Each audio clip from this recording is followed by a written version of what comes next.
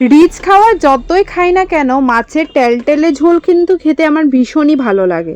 দেখো এখন আমি কিছু লঙ্কা বেটে নিচ্ছি। না না, এতগুলো লঙ্কা পেস্ট আমি রান্নাতে দেবো না, কিছুটা ফ্রিজে রাখবো আর কিছুটা দিয়ে রান্না হবে। তো দেখো এটা রুই না কাতল মাছ, আমার সবসময় সেটা নিয়ে কনফিউশন। তো মাছগুলো ফার্স্টে হলুদ নুন মেখে ভালো করে ভেজে নিয়েছি। আর যে তেলটার মধ্যে ভেজেছিলাম সেই তেলটার মধ্যে কিন্তু আমি কিছুটা কালো জিরে সম্বাস দিয়ে নিয়েছি। এখন দেব হলো সবজির মধ্যে ডাঁটা, আলু আর বেগুন।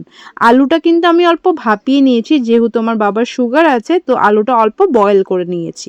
তারপরে কিন্তু সেটার মধ্যে আমি দিয়ে দিয়েছি নুন হলুদ, যাতে ভালোভাবে সবজিটার মধ্যে নুন হলুদ ঢোকে।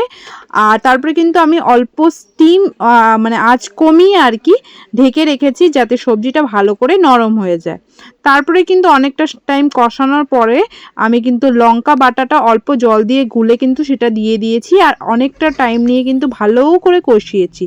তারপর কিন্তু আমি অল্প চিনি দিয়ে দিয়েছি, যেহেতু আমরা চিনি খেতে মিষ্টি খেতে ভীষণই ভালোবাসি আর আমরা বেশিরভাগ প্রত্যেকটা রান্নাতে অল্প চিনি অ্যাড করি।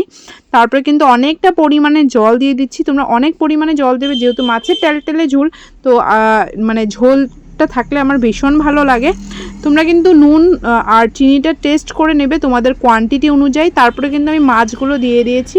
মাছগুলো ঝোলটার মধ্যে ফুটলে ভালোভাবে মানে নুনটা ঢুকবে বা টেস্টটাও ভালোভাবে পাওয়া যাবে।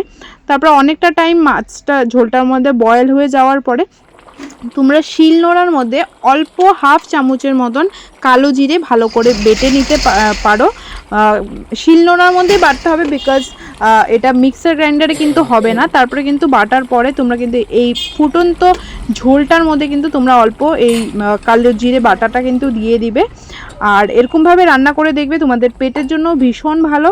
তো এই রান্নাটা তোমাদের কেমন লেগেছে কমেন্ট সেকশনে লিখে জানিও। Thank you so much, tata.